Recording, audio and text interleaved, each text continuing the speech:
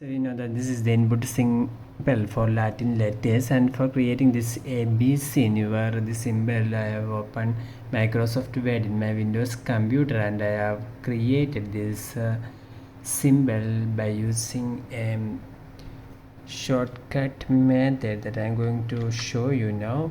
1F524. So after opening this Microsoft Word MS Office Word, you must type 1F524. You must type like this: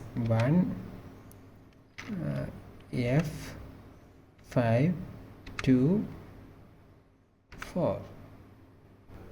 Now this is the Alt key and this is the S key, so you must press these two keys at the same time. One of your fingers should be in this Alt key and another is in this S key. So if you press these two keys at the same time, then you can see that here comes this ABC door.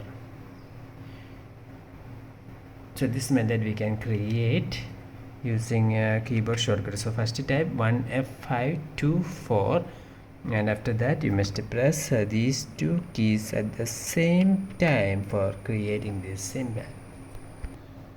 Hope this video helps you. For more videos, subscribe. Thank you.